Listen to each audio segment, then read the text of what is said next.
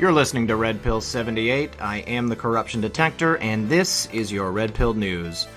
Well, we've got a lot to go over today. Too much for one video, so I'm going to break it down into a couple of different things. First of all, I wanted to go over this amazing proof from the rally the other night that I missed. It was pointed out to me by Sherry here, PeaceLight777 on Twitter.com. So let's take a look. She says, Don Jr.'s perfect air cue. Where we go when we go all MAGA, mega, CAG, CAC. All right, let's make it big and let's watch. There is no sound, guys. Okay, so watch Donald Trump Jr.'s hand movements while he's up here speaking. Now, I know that the Trump family, they're all very animated, but this is out of character. Look at that. Circle, swipe. He just made the letter Q. And we'll watch it a couple more times just so you can see it. And then he gesticulates a little more to make it look like it's part of what he was doing. But those movements are unnatural, okay? He is doing those additional movements just so that he can explain away this if people, want to explain it away. But we know who it's for. It's for us. He is speaking to us. Don Jr., team favorite Anon. And speaking of our favorite Anon, I have a very compelling post that I found on the board today, 8chan. It has to do with the clock and perhaps the idea that we've been reading it wrong this whole time. So this Anon goes on to say, would like to see if anyone would dive into this rabbit hole with me. Was reading our favorite Anon's post tonight, and I'm pretty confident I may have figured out the timeline. I believe we have been going about this wrong, and the favorite Anon has been trying to let us know without giving it away too easily. They've been starting us out at the end and giving us more and more details, being careful not to break any laws or classified materials. Now, on the Anon's first post, he said that Hillary would be arrested on 10/30/17. The date came and nothing happened. We have continued to expect things to happen on certain days and nothing did. But it appears the reason is because we were not using the correct timeline. On 12/7/17, our favorite Anon gave us a post referring to end. As you can see on the clock, we have been using it as our first day at 0 on the clock. It appears this was a missed code on our clock. If you look closer at the ID, as in the pic, it can be coded as 12/23/19. The end date should be 12/23/19, which falls on 23, and of course, 23 has been referred to as pain. Now, the main thing that we are all waiting for, of course, most of all, is the arrest of HRC. Future proves past equals know the end, and future gives the details. Why is a map useful? Because we know the end destination, but a map helps navigate you there. Think mirror, think in reverse. What is the keystone? The main block at the top that holds it all together. Example, plus, plus, plus, plus, plus, plus. He has been giving us the instructions on how to lay everything out in reverse. Start with the keystone, the main person. Connection, connection. Future puts out more connections until you have the full map. Our favorite Anon has been feeding us everything from the end first. Our timeline should go backwards. On Monday, POTUS pointed out that the timeline was 11/11, based of saying 15 months prior with the date would be 11/11/17. That is a set amount of days, no tricks or code, and we are now just working in days going backwards. Tuesday was 11/10/17, and today is 11/9/17. This leads us all up to the actual date, that is 2/23/19, which would be 10/30/2017, the date that our favorite Anon first gave us for the HRC arrest. I do not think this will be complete end of everything with our favorite Anon, but this appears to be the day we have all been waiting for. The help I am looking for is to go back and see things happening to see if they work out with the backwards timeline. Now, I don't know if this is correct, but I think that it makes sense, especially if we're getting to that 23 and 223, which is included in that password that was revealed one time when we thought that our favorite Anon had been compromised, perhaps. Now, here is a calendar that has been laid out using that formula. So if we're going on Monday, the 11th, that would be 11/11, all going up to 10/30, which would be the 23rd of this month. So I'd like other people to take a look at this because I think that it's very possible that this could be the correct way to read the map, the clock, the whole thing. So everybody, this link will be in the comment section below. if you are brave enough to venture on to 8chan. All right, now, first we're going to get into some news, and then we are going to talk about some more stuff from Los Angeles. I have several friends who live in the area where the incidents took place over this past week. I've got people who actually went and took some pictures inside of the Guatemalan House of Culture, around it, some other locations which are of interest. We've also got some other stories related to that. So let's do this first, because this is very, very important. From the Gateway Pundit, the Russia collusion sham. More and more evidence leads straight back to the most corrupt president ever, Barack Hussein Obama. I love this photo. As layers of information are uncovered and unscrambled, the facts behind the Russia collusion scam has come to light. As the light begins to shine on the truth, a silhouette of former President Barack Hussein Obama appears. Barack Obama had the opportunity to be the greatest president in U.S. history. America was ready for a change after wars in Iraq and Afghanistan and an economic collapse. A big change was needed, and this is what Obama promised. Unfortunately, Obama's changes led the U.S. to more misery. The economy barely fluttered out of the market collapse of 2008 and even worsened immediately after Obama took office. The wars in the Middle East increased, IS was formed, and American guns were provided to terrorists and drug cartels. Billions were given to Iran, and 4 Americans in Benghazi were left to die on foreign soil despite calls for help. Regulations were the norm, and the economy never reached its full potential. But the gravest of Obama's actions were left hidden, until now. By piecing together information, some are only starting to appear. We now know that corrupt FBI agents Peter Strzok and Lisa Page were part of a plan to implicate candidate Trump with Russia. Strzok was assigned to the Trump-Russia collusion investigation shortly after having interviewed and exonerated Hillary Clinton of all wrongdoing related to criminal actions in her email scandal. As noted by the Daily Caller in December of 2017, the New York Times identified Strzok earlier this year as the agent tapped by FBI brass to supervise the investigation into possible collusion between the Trump campaign and Russia. As the Times reported in April, in late July 2016, the FBI opened an investigation into possible collusion between members of Mr. Trump's campaign and Russian operatives. Besides Mr. Comey and a small team of agents, officials said, only a dozen or so people at the FBI knew about the investigation. Mr. Strzok, just days removed from the Clinton case, was selected to supervise it. The Times also reported that Strzok relied on information provided to the FBI by Christopher Steele, the former British spy who was hired by an opposition research firm working for the Clinton campaign to investigate Trump's Russian activities. Steele briefed FBI agents in early July 2016 on some of the rumors he had heard about Trump. In a dossier he started working on in June 2016, Steele alleged that the Kremlin had blackmail material on Trump and that the Trump campaign was working directly with Russian government officials to influence the election. It took weeks for this information to land with Mr. Strzok and his team, the Times reported in April.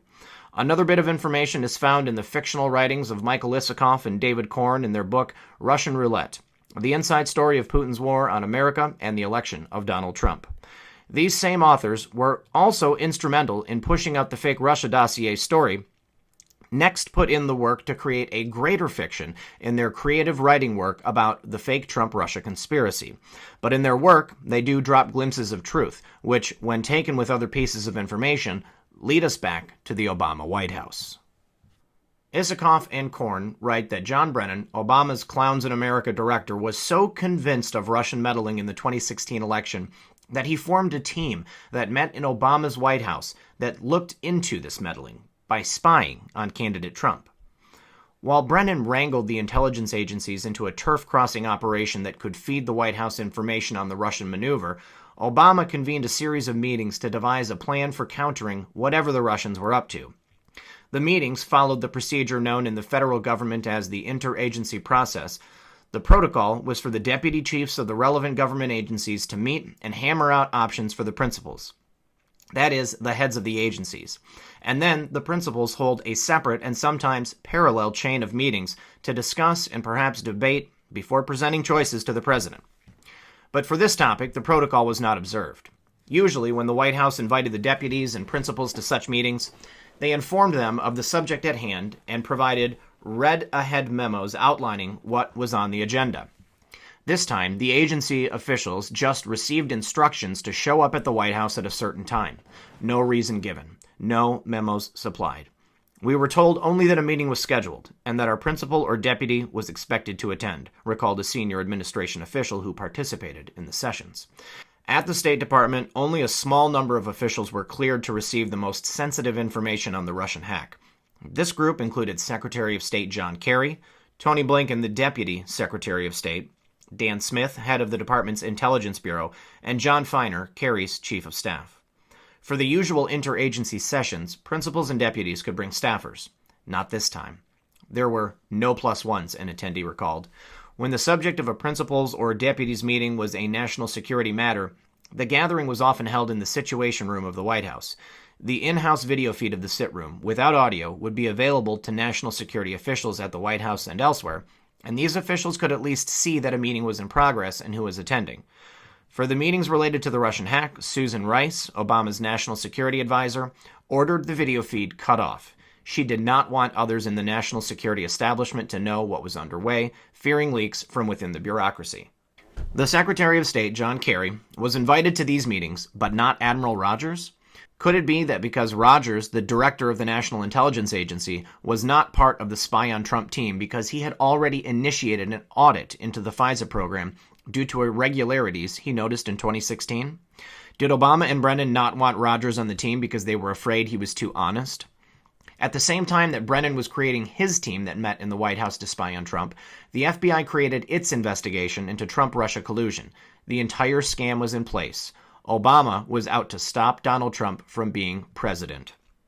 And we all know how that worked out. And now that everything is coming to light, it goes straight to the top. We know exactly who gave the orders to begin these investigations, who said so badly that they did not want Donald Trump to be president, that predicted he would not be president. Now, he could make that prediction because he thought he had it all wrapped up. He thought that his pet project, Hillary Clinton, was going to be in there, and then he would be safe. Except he's in for a rude awakening, because now the hammer of justice will come down. All right, now, speaking of the Clintons, from my friend Methods, I just want to say that he told me today that over 1,000 people from my video last night went over there and followed him. That is awesome, you guys. I am so glad that you guys did that. You made his birthday. And if there's a nicer guy out there that deserved it, I don't know who that would be, because this is the guy right here. All right, so he says, hidden in plain sight. Here's a status from Chelsea Clinton. Chelsea says, inhumane. How can any person say this? We've kidnapped thousands of children from their families. It's unconscionable. You know how these people in the deep state and the cabal like to publicly say exactly what it is they're doing? Well, here she is, putting it in plain sight. We know exactly what this is. She's not referring to anybody except herself and her family, because we know that the Clintons are behind the kidnapping and the disappearance of probably thousands of children, not only here, but in Haiti, probably other parts of the world too. But I just thought that this was a stark reminder of the type of people that they are. All right, so now this is something that I had forgotten to include to a larger degree in my last couple of videos related to the helicopter incidents happening in Los Angeles. There was also National Guard helicopters that were conducting training exercises above Salt Lake City in the downtown area, and specifically, they landed on the Wells Fargo building, which is pretty interesting, because then we had those outages of Wells Fargo banks and ATMs, and we had that Wells Fargo that was very close to the Guatemalan House of Culture.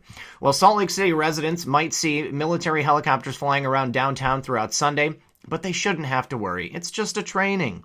In preparation of an upcoming training event, the Utah National Guard will be landing 2 UH-60 Blackhawks and a UH-72 Lakota helicopter on the north and south helipads of the Wells Fargo building in downtown Salt Lake City.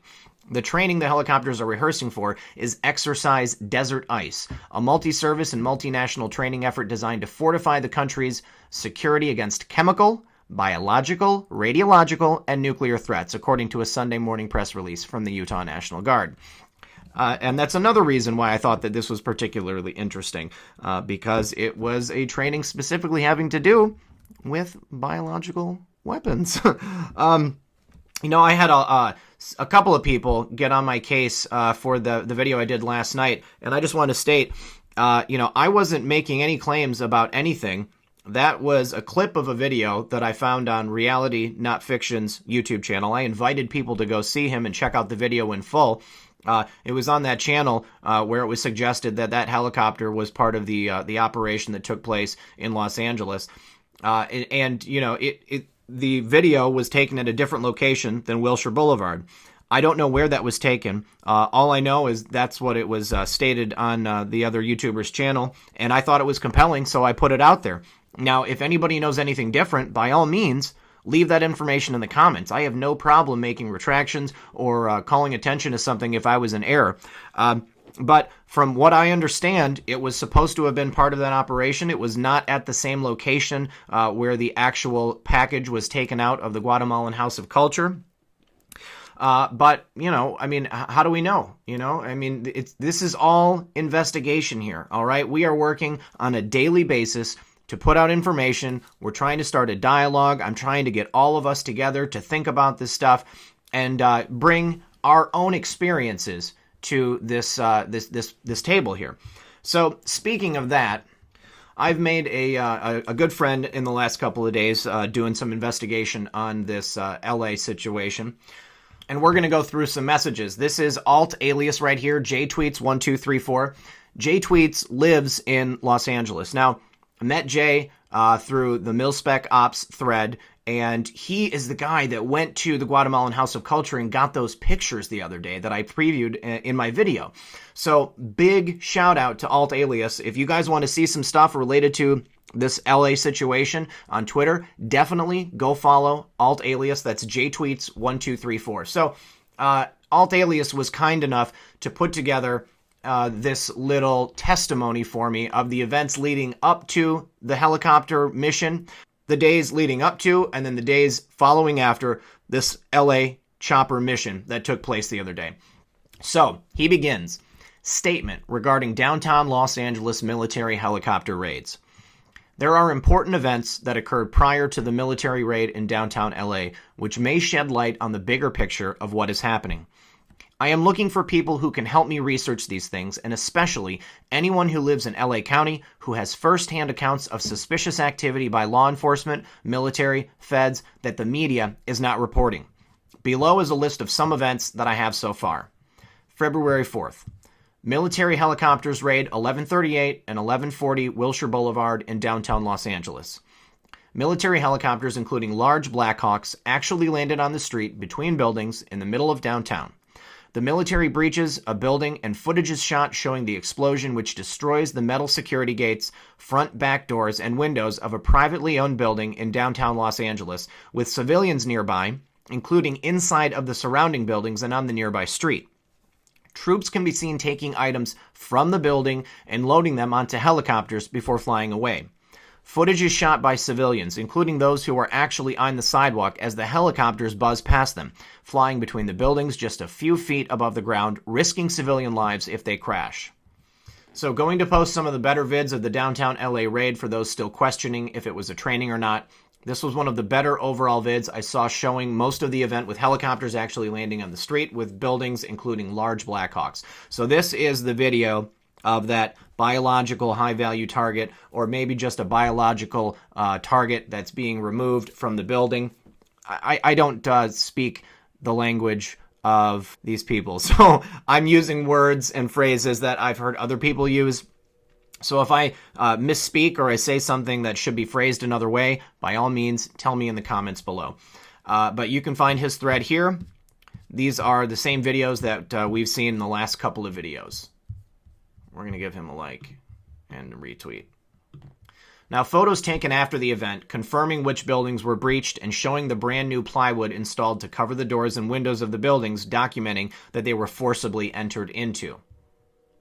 All right, so now, these are the pics, again, that he took himself. This is the Guatemalan House of Culture, 1138.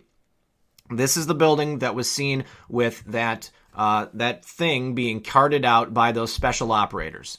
All right, and we have seen these pictures. He confirmed to me this is brand new plywood, okay? This gate was blown off, all right? Now, there are also marks of powder burns, which can be seen around the building at areas where the building was breached or entered. That's what I mean when I say that. Since when does the military drop by unannounced in the middle of downtown LA, land helicopters in the street where civilians are surrounded, forcibly break and enter into a privately owned building, and then fly away, taking things with them? Yeah, since when? This was him driving by, getting another shot. This right here, I believe that this is that glow lighting, that Chinese light bulb place, which is the building on the corner. And somebody had thought that this was an old picture, but this is current. This was just taken by Alt the other day. The buildings are owned by Thomas Girardi, and there is a complete media blackout of the event. One day, on February 3rd, one day before downtown LA military raid, there was that, of course, deadly plane crash that I've covered in my previous videos as well. Now, the plane exploded midair. We all remember that there was the pilot. He was carrying a Chicago police badge and papers identifying himself as a police officer, but the badge itself had been missing since 1978.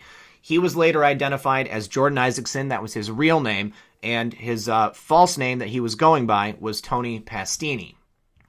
So now this is the actual route, more or less. I mean, he didn't drive on the road. He was flying in the airplane. But this is Yorba Linda in relation to Los Angeles right there.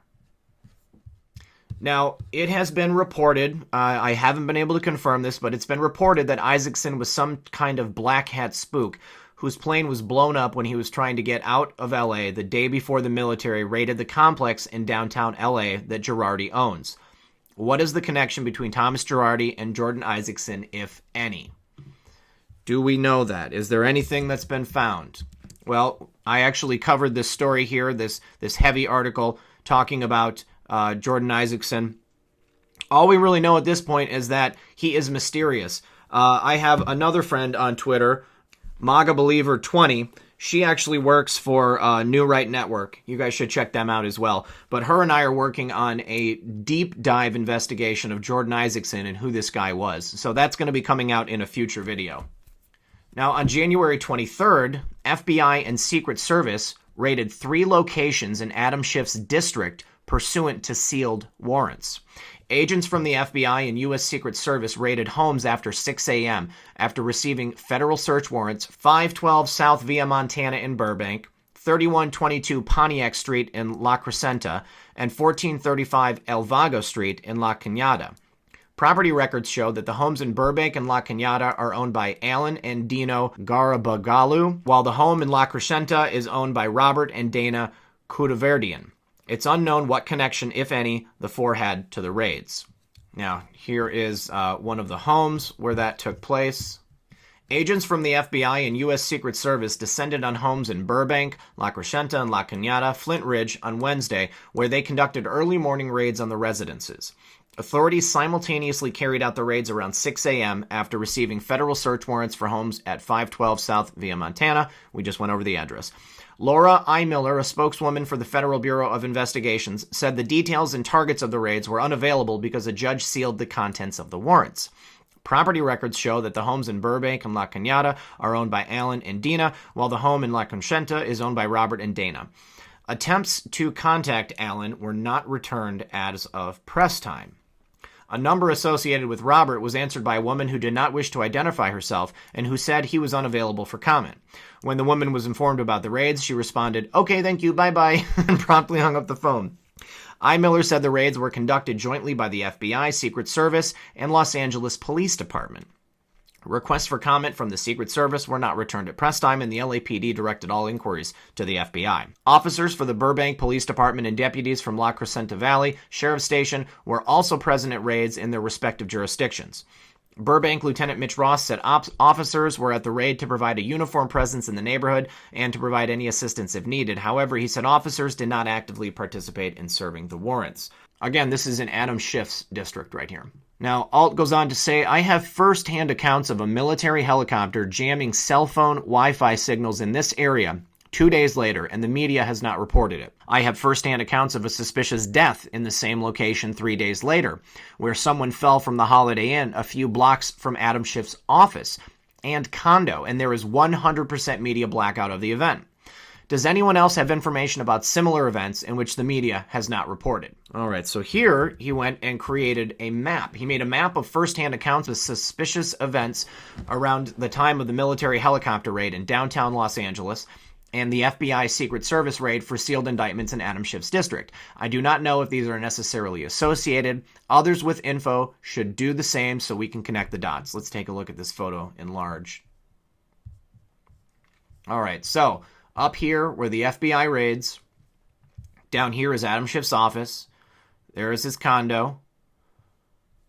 And right here, on January 25th, approximately 12:15, low-flying military helicopter jams Wi-Fi cell phone signals in the area. On January 28th, someone falls to their death from the Holiday Inn, media blackout. January 30th, FEMA was on the ground in this location. And on February 4th, we have the military helicopters raiding at the 1138 Wilshire in downtown LA. And then the underground explosion happening nearby. All right, all of these things are in this little radius right here. And, you know, LA is big enough that these people could potentially be connected to whatever is happening in this area. Now, I would say, you know, it's possible tangentially they're connected just because they live in Adam Schiff's district. But this is great work here. Also, on February 6th, the military helicopters raided the port of Long Beach. 1.7 tons of meth worth $1.29 billion were previously seized here in January. So we've got a lot of activity happening in Los Angeles right there. January 11th, there was those 3 shipping containers at the port of Long Beach containing 1.7 tons of meth worth $1.2 billion. Now, there is an underground explosion a few blocks from 1138 to 140 Wilshire, the building in downtown LA where the military would later raid. There was a underground gas leak, quote unquote, or explosion that took place on January 4th. Very interesting. Yeah, so let's take a look. A gas leak and underground explosion prompted evacuations in the Westlake area of Los Angeles Friday night. For more than 4 hours, flames of about 1 inch were shooting through a sidewalk as firefighters worked to contain the scene. A 44-unit building with approximately 100 people was immediately evacuated after a natural gas leak was confirmed in a subterranean utility vault near West 7th Street and Westlake, Los Angeles Fire Department officials said. Let's go ahead and take a look at the video. Look at that. All right, so there was flames shooting up from the sidewalk. That is really cool. All right, so the firefighters at the station actually felt an explosion. We responded. When we arrived on scene, we saw flames coming out of the ground, said LAFD Assistant Chief Antoine McKnight. A video posted to YouTube by 11-year-old Star Segundo showed residents evacuating a building with the help of firefighters. Let's take a look at Star's video.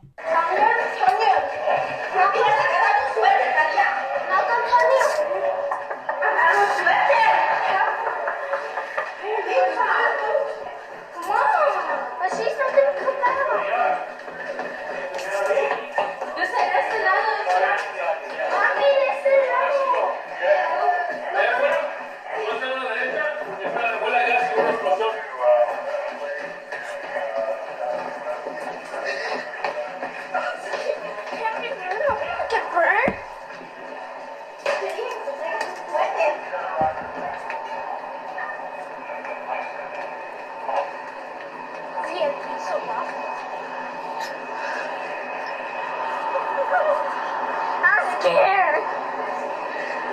All of our things are in there. My homework is in there. You saw the floor now to hold on. See right there? I saw the fire. Now, the firefighters were knocking on our door and telling us to get out, and they didn't even let us take our things. They just told us to run out, Segundo recalled. I was scared I was going to die. LAFD hazmat experts were working closely with the Southern California Gas Company to determine the source and soil boundaries of the flammable gas, officials said.